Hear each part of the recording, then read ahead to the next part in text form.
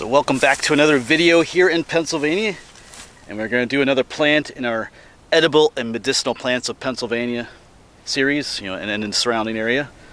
And we got number 2 right here, garlic mustard. I know I've talked about this plant a number of times in other videos.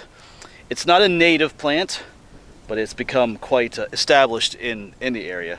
It can be it's considered an invasive species because it can just kind of take over an area in some cases and crowd out the native plants. But it's here and it's not going anywhere. But it does have some edible qualities to it, and I'm looking at a whole bunch of it right there, so let me show it to you. Yeah, we got a whole clump of it right there. Of course, we got some dandelions right next door. Our first video was on dandelions. There's also some other edibles here. I got to see some purple dead nettle there, some wild garlic. I gotta do videos on those sometime. But here's the garlic mustard. Here's what it looks like. That's the shape of the leaves. Of course, the name garlic mustard should tell you a lot about its edibility and what it tastes like. This one isn't blooming just yet, but you can see the flowers are getting ready to form. They do have white flowers. So we're gonna pick a few samples of this. I'm gonna find a place to sit and talk to you about garlic mustard. All right, so time to sit down with you and talk about garlic mustard. You got its scientific name there, Alaria petiolata. All right. Not quite sure what that means in Latin. I think I did look that up, but didn't really come up with anything definitive. Sometimes when you translate from Latin to English, you come up with definite, like a good definition. Sometimes you don't. But anyway, here's our little sample of the garlic mustard. Of course, all parts of the plant have that garlicky smell. So the leaves are edible. The younger, the better. As with most plants, the older the leaves get, the more strong or pungent those flavors become, to the point where they're almost overwhelming.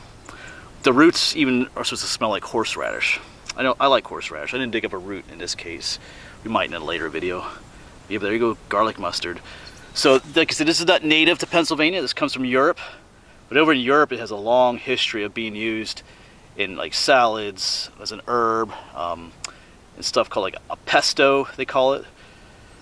Different ideas like that, or what's the one thing I've written down here? Oh yeah, and sauces. I have my little cheat notebook down there. Make sauces with the leaves. I've heard of people actually drying the leaves and then sprinkling it on food as like a garnish to add a little bit of flavoring. So I'm going to eat a leaf for you. I've eaten some in the past. They do have a very strong garlic mustard flavor. Imagine a mustard, garlic flavored mustard, basically. That's what it can taste like. So here we go.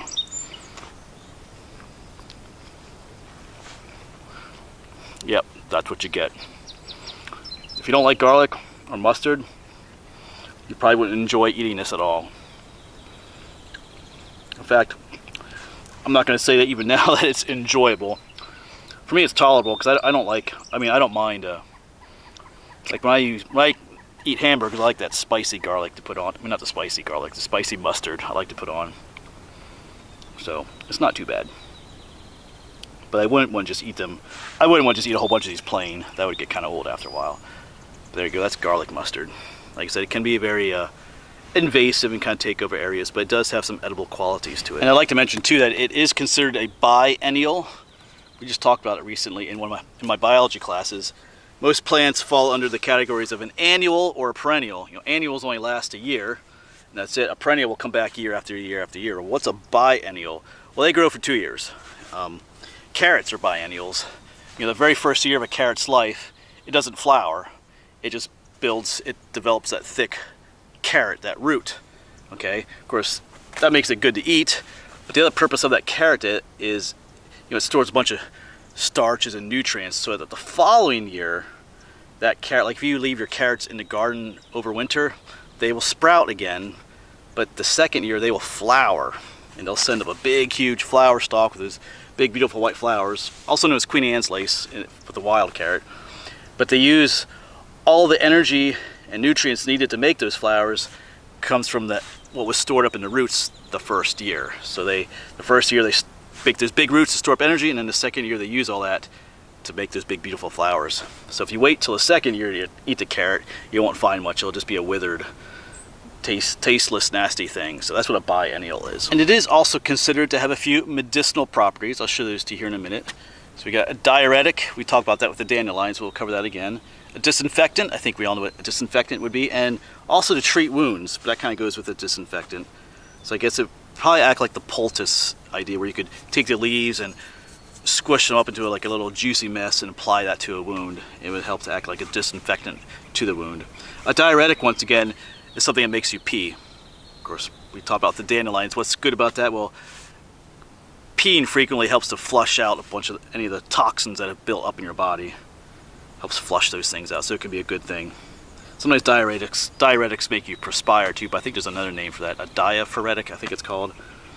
One little note down here, you see this down here, it's a cyanide. I did read that sometimes, especially in younger plants, there's a certain amount of cyanide that could potentially kill a smaller animal, but I didn't come across any indication that it was dangerous to people. But just keep that in mind. It's one of those things to consider if you would take part in garlic mustard. And on that note, as I'm going to say in all these videos, before you partake of any wild plant in an edible way or medicinally, make sure you do your own research first. Remember, don't just take my word for it or someone else's word that you saw on YouTube or read in a book. Make sure you do your own research first, because mistakes can kill you. And not everybody's always right all the time. So, make sure you have your species identified 100%. That is indeed garlic mustard, or whatever it is you're planning on eating, and make sure you are using it properly too. Just keep yourself safe and others as well. But I think that'll be it for garlic mustard in this video. Next time you come across it, just maybe give it a taste. It doesn't, this is April 11th. It is almost getting ready to bloom, but I know later in the summer it kind of dies back and it's not as common anymore. It's kind of more of a spring, early summer plant. But if you come across it, give it a try, especially if you don't mind like a garlicky mustard flavor. I wouldn't say you might enjoy it, but you might find it interesting. If you don't like those flavors, you probably shouldn't try it, unless you just want to, I don't know, unless you're looking for a little bit of fun, a little bit of excitement in your life. All right, folks, but I think that'll be it for garlic mustard. I think I see some other plants here that I'm going to film. But as always, thanks for coming along, thanks for watching, and hopefully we'll see you on the next one, wherever that may be.